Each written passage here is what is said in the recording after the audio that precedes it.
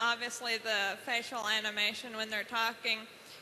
Is that something that fans can do with the cinematic tools in the level editor, or no? Depends on the feature. The rain pouring down the surfaces was something that killed us for a very long time. We actually had to do all that manually. So the tool set won't let you do that. Some of the other stuff we did, the rain particles falling through the sky, you can totally do that. Was there any other specific features that you wanted to, that you were interested in? Yes. The voices and stuff. I mean, obviously, anyone could record their own voice and do the acting, but what about the lip syncing? Is that something you can actually take the faces of the characters and animate it in that detail? I don't think so. I'm not positive, though. I don't think you can quite do that. We use face effects, probably not included in all that the package, but if you were to get face effects on your own, you may be able to do that. Yeah. Thank you. All right, so when it came to Warcraft 3, you guys used a lot of schematics instead of in-game renders, and you used a lot of, pre-rendered movies. I'm kind of wondering, why at that point, that was really the last game that you chose to go that way only and started to go more in-game movies, kind of like back what you were saying with a few questions before where you can only make the movie so detailed because every computer has to be able to play them at different settings and you can only do so much stuff. With that hurdle, why is it still that you chose to go this route versus all pre-rendered, the best looking you can make movies in-game schematics? Well, up until Starcraft 2, all of the in-game storytelling was done by the game team. If there was a scene where within the game 2 characters started talking to each other and they needed to develop the story arc, the game team would create that. But that takes the game team away from what they're best at, making the game.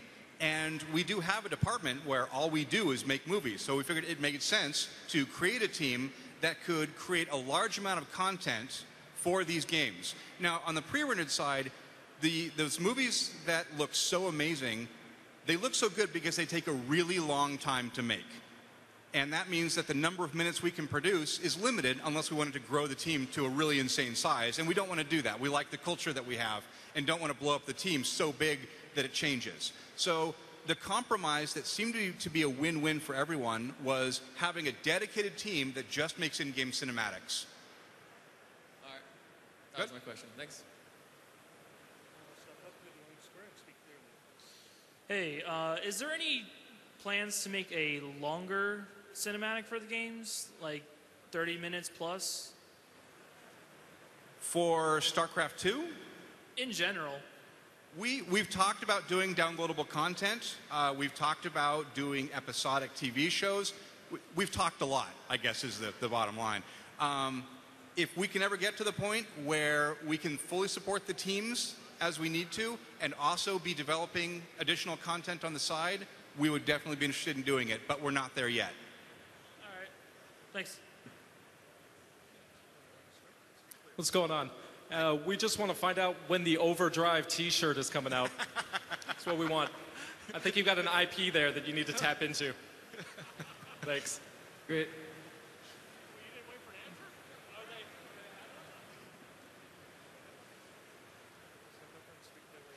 I just want to say great job with cinematics and StarCraft 2. Thank you. My question is, there's other RTS games out there that utilize live-action cinematics. Was there ever a point where you guys actually thought about doing that with live action or something close to it?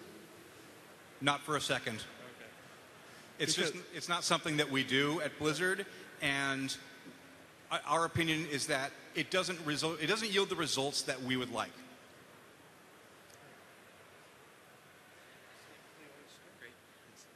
Hey guys, so I've got probably an average machine. I start up the game, it's got the deal cinematic, it looks awesome. And then I go to Marsara and everything looks horrible, like the textures are really plain. So I was just wondering, have you ever thought about pre-rendering the in-game cinematics like you do for the pre-rendered so people that don't have the top-of-the-line machines don't take a big performance hit? We've actually been debating that pretty heavily since shipping StarCraft 2. We're very proud of the fact that our StarCraft in-game cinematics run in real time, it was a pretty major task to pull off. But that said, it does kind of bother me that people who aren't running ultra high-end system aren't seeing all the detail that we put into it. So we're actually discussing it right now on whether to go to a captured out solution where we continue to make the movies in-game and then capture them out.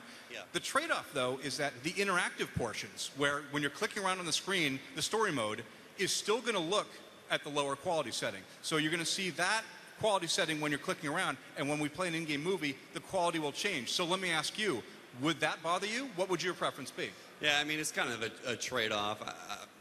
I mean, I think it would probably bother me. I mean, maybe the solution you have is best. It's just an open question that I've heard asked before that I wanted to give to you guys. Okay. We don't have a really good solution yet for it, but we're looking. So thank you. Thanks. Okay, we have time for a few more questions. I got a question about the lighting of the scenes. Like, similar towards your animation, you would change the animation per shot. Are you changing the lighting per shot, or is it a general scene lighting? Yeah, no, we change the light for every shot. Every shot is pretty much rendered from scratch. We, in most cases, even change the direction of the sunlight just to get that look we want in every shot. So yeah, it's pretty much shot by shot. Very cool. I like that people are moving towards looking towards the camera and lighting from that angle. It makes a huge difference. Awesome, thanks. Hi, I was just curious. I assume you storyboard the entire story before deciding to do an in-game cinematic or pre-rendered cinematic. And I was just curious, do you have criterion for what becomes pre-rendered and what becomes an in-game cinematic? Are there scenes that are so epic in scope they have to be pre-rendered versus what becomes in-game? I think you actually just described it pretty well. We make the decision on what is pre-rendered and what is in-game before we get to the storyboard stage, when it's still just it's stories on paper. And at that point, we try to figure out the overall layout of where each movie is going to land in the game. We know that we want to open with the pre-rendered cinematic. We know that we want to finish with a pre-rendered cinematic. And then we try to figure out how much time do we have to create more pre-rendereds in the middle and make sure that we space them out well enough. Once we figure that out, we pick the most epic moments that we can find and make those the pre-rendered movies. Thanks. Okay, we have time for one more question. Hi, you had mentioned before that you had to triple the amount of polys that you used for the cinematics. I was wondering for, either the cinematics or maybe a portfolio piece, how many polys you're looking for a good character. Well, for the character pieces, when we started, we were about 4,000 polys. And then the highest character we probably had around 20,000.